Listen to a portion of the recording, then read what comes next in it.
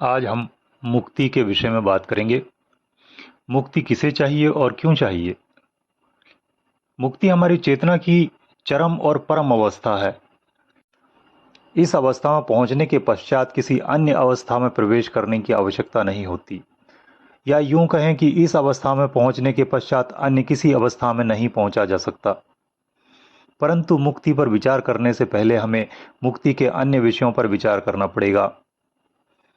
वे यह कि मुक्ति क्यों चाहिए, यह कैसे मिलेगी और कहाँ मिलेगी। आज हम इस विषय पर बातचीत करेंगे कि मुक्ति किसी को क्यों चाहिए। मुक्ति को पर्यायवाची शब्द के रूप में लोग मोक्ष या निर्वाण भी कहते हैं और इसे कैवल्य भी कहते हैं और परम गति भी कहते हैं। परंतु यह किसी को चाहिए क्यों? साधारण तौर पर मुक्ति कोई चाहता ही नहीं है। यह शब्द कृत्रिम रूप से कथावाचकों ने समाज में फैलाया है, काल्पनिक स्वर्ग के होने का लालच दिया है, ईश्वर में विलीन होने की कथा कहानियों से लोगों को भ्रमित किया है। प्रायः लोग इस शब्द जाल के मकड़ जाल में फंसकर निरर्थक ही सन्यासी होकर संसार में विचरण करते रहते हैं। जगह जगह गली गली भिक्षा मांगते हुए पाए जाते हैं, अपने सुनहरे जीवन को पूरी तरह से नाश कर देते हैं। मोक्ष की बात करने वाले और मोक्ष की इच्छा रखने वाले दोनों ही एक प्रकार के अज्ञानी लोग हैं, बुद्धिहीन लोग हैं और मूर्ख लोग हैं। अब प्रश्न उठता है कि क्या मुक्ति संभव है? निसंदेह मुक्ति संभव है, परंतु प्रत्येक व्यक्ति के लिए यह संभव नहीं है। तो फिर मुक्ति है किसके लिए? मुक्ति की इच्छा उसे करनी चाहिए जिसके आसपास कोई भी जीव जंतु दुखी नहीं रहता हो। ऐसे व्यक्ति को मुक्ति की इच्छा करनी चाहिए जिसके पास संसार में कोई भी काम करने योग्य नहीं रह गया हो। मुक्ति की इच्छा ऐसे लोगों को करनी चाहिए जिनके पास कोई उत्तरदायित्व नहीं है। ऐसे व्यक्तियों को मुक्ति की इच्छा करनी चाहिए जो ब्रह्मांड के समस्त रहस्यों को जान चुका हो। मुक्ति की इच्छा उसे करनी चाहिए जो संसार को ऐसी प्रक्रिया का ज्ञान कर चुका हो जिससे भविष्य में आने वाले दुखों को पूरी तरह से नाश किया जा सके। मुक्ति की इच्छा उसे करनी चाहिए जो संसार के समस्त सुखों को ठीक ठीक भोग चुका हो, विरक्त हो चुका हो, जिसे संसार के सुख भी दुख जैसे महसूस होने लगे। संसार में ऐसा कोई व्यक्ति खोजने पर नहीं मिलेगा, इसलिए मुक्ति के विषय में चर्चा करना निसंदेह मूर्खता ही होगी। फिर यह प्रश्न कि क्या सामान्य लोगों को मुक्ति के विषय में सोचना भी नहीं चाहिए? अवश्य सोचना चाहिए, परंतु वह जिस सामाजिक ढांचे में अपना जीवन बिता रहा है उस सामाजिक ढांचे को पहले परिवर्तित करना होगा। समाज के सारे भेदभाव मिटाने होंगे। प्रकृति के सभी जीवों और सभी मनुष्यों के अधिकारों का ध्यान रखकर सामाजिक ढांचा बनाना होगा। जब सभी जीव जंतु और मनुष्य का भविष्य सुरक्षित होगा तब इस विषय को उठाना उचित होगा। जो व्यक्ति वर्तमान में मुक्ति के विषय में सोच रहा है वह दुष्ट और स्वार्थी है। संसार के सभी जीव दुखों से जूझ रहे हों और कोई व्यक्ति यह जानते हुए भी स्वयं को मुक्ति के उपाय करता है तो निस्संदेह स्वार्थी है।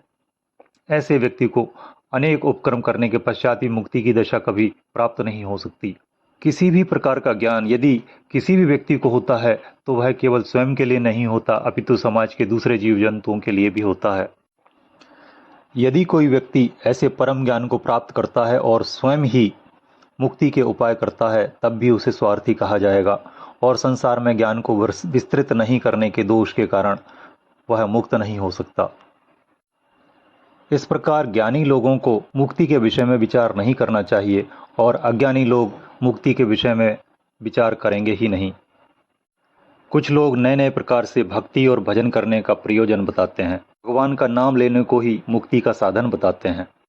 संगीत के साथ गीत गा गा कर लोगों को भाव विभोर कर देते हैं, आनंदित करते हैं और इस उपक्रम को भवसागर से तरने का उपक्रम बताते हैं, जबकि ये स्वार्थमय और कपटपूर्ण क्रियाएं हैं। प्रथम तो लोग काल्पनिक ईश्वर के विषय में मन से गढ़ी हुई कथाएं सुनाते हैं। वे जो बात करते हैं वह किसी न किसी प्रकार से ना तो तार्किक होती है और ना ही प्रामाणिक। कुछ भी कहकर लोगों को कर्म से भटकाना निंदनीय कृत्य होने के साथ साथ कपटपूर्ण भी है, क्योंकि जो कथा करता है वह भी मुक्त होने की इच्छा नहीं रखता। अनेक बार बचपन से ही किसी मनुष्य को सांसारिक सुखों से दूर रखकर काल्पनिक ईश्वर के सुखों के विषय में बात करके उसे कृत्रिम रूप से विरक्त कर दिया जाता है। ऐसा व्यक्ति अपनी तृष्णाओं को पूर्ण न करने के कारण मुक्त नहीं हो पाता और संसार के सुखों से भी वंचित रह जाता है। योग साधना मुक्ति का मार्ग नहीं है, यह तो सामाजिक रूप से स्वयं को उत्तम बनाने की प्रक्रिया है। मुक्ति का मार्ग तो तब खुलेगा जब समाज के सभी दुखों का नाश होगा, समस्त जीव जंतु न्याय के साथ संसार में जीवित रहने लगेंगे, भेदभाव और प्रतियोगिताएं समाप्त हो जाएंगी। जैसा कि ऋग्वेद में कहा है, सर्वे भवन्तु सुखिनः सर्वे सन्तु निरामया सर्वे भद्राणि पश्यन्तु माँ कश्चित दुखभाग भवेत्।